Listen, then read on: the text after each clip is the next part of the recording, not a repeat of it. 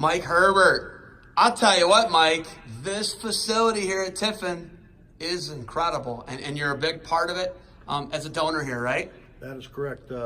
I gathered up a couple of other guys and looking at Larry as our friend and kind of a legacy for Larry, Adelsperger, Fred Zoller, Mark Simodi, and myself got together looking for a project, and we worked with the community and generated the funds to build this facility.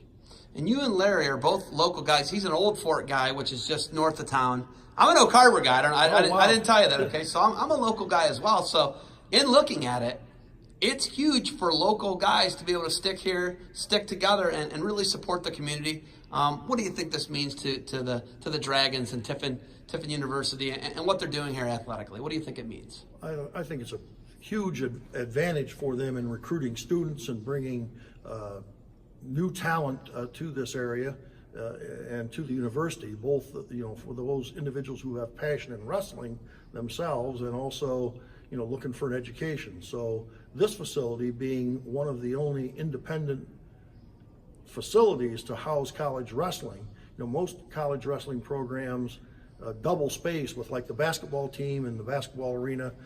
So this is an independent facility where the wrestlers can come and go out of here as their own home and space. So what if I told you that, there's only a handful of standalones that you're saying, Cornell being one of them, Michigan, Ohio State putting the finishing touches on one right now with the Cavelli Center.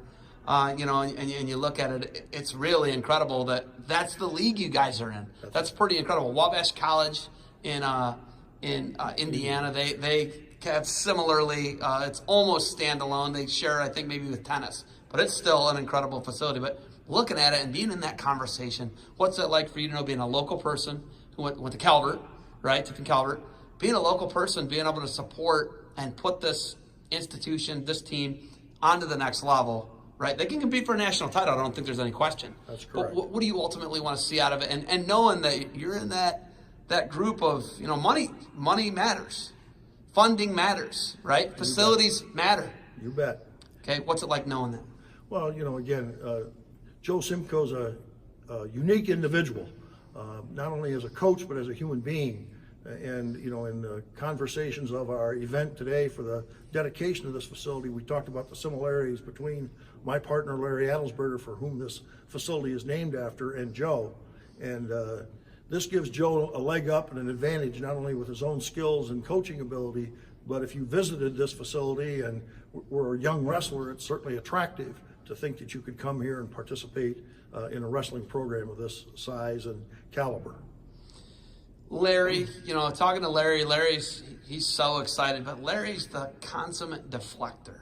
Larry doesn't, I can't believe he let you guys put his name on the side of the building.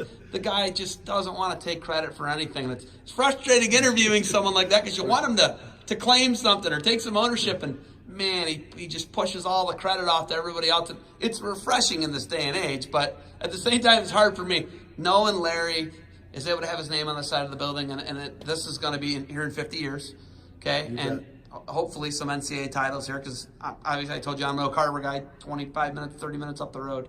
But when you look at that, knowing that you can help Larry out, and what is your guys' business? First off, how is he your partner? What is your business, by the way? We have a business, PT Services Rehabilitation, Inc., and we're a rehabilitation service. We contract with hospitals and have several of our own independent offices.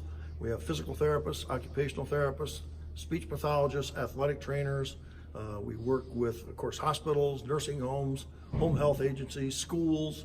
We have about 350 employees delivering rehabilitation services, mostly in Ohio, but some other contacts as well. That's a lot of people to employ. I'm going to be honest, when people tell me how many people they have employed and they're a small, that's still considered a small business, not to me, but like in the tax purposes and all things like that, right?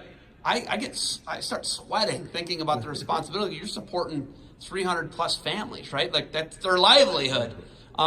When you guys, take to something like that and you run something where you're providing a service, it's got to be good, and the market decides, right, whether they do a good job or they don't. When you look at that, and then you're able to be a philanthropist, and you're able to put some resources towards, something that's dear to your heart, obviously, Tiffin. where you're from, what's it like knowing that you're making us a better place?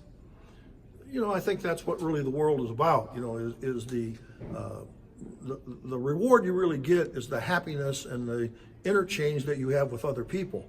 And, you know, we're talking about a building here, but really the influence is people working together. This is a very close-knit community. We have leaders like Larry who don't want to take any credit, but are there every day with the love of other people and the passion to make sure that Tiffin as a community remains to be a great place to live and grow up. So I nailed the Larry thing. You betcha. I nailed it, didn't I? You betcha. What's your background? Do you have any background with wrestling at all? No, in fact, I was a basketball player in high school, and no real direct contact with wrestling until my boys grew up, and they both wrestled in high school. Yes, my kids wrestle. Yeah. Maybe you don't, but like being a wrestling parent, that's the hardest thing to go out and watch someone try and kill your kid. That's right. Am I wrong? One of the things that happened, my son, my second son, was a freshman wrestler, and in a match, I was sitting right next to the other father adjacent to the match, and this youngster that he was wrestling was a state qualifier the year before, and they were tied in the match, and my son dislocated his shoulder on the mat, and he popped his shoulder back into place and wanted to continue wrestling. And I was in the middle of the mat hugging him and telling him that it's over. And he's done wrestling in at least that year. Okay, you're a PT person. You understand how joints work, right? I mean, that's and obviously this is the hardest sport to send your kid out and That's right. watch somebody maul them or hurt them or try and hurt them, right? Ultimately, what's the legacy you want to see left by Larry, Joey Simcoe, yourself, and other donors, president of the university? What do you want to see left here, and what's the long-lasting legacy here for Tiffin and Tiffin University and Tiffin Wrestling? It's all about people. You know, the facilities don't matter.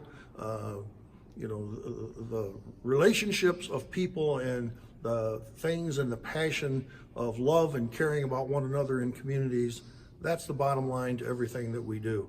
If you do the right things and you live your life with the thought process of helping others and doing good for people, all the other rewards will follow. All right. There's some mingling to do. They got practice here in a little bit. You got anything else for me? No, I think that's it. I think you've covered it, and we really appreciate you being here today. Thanks for coming to Tiffin University. Hey, thanks for the time. Go Dragons. We're going to watch some scrapping here, and I'm going to be back at some matches, all right? Great. Thank you.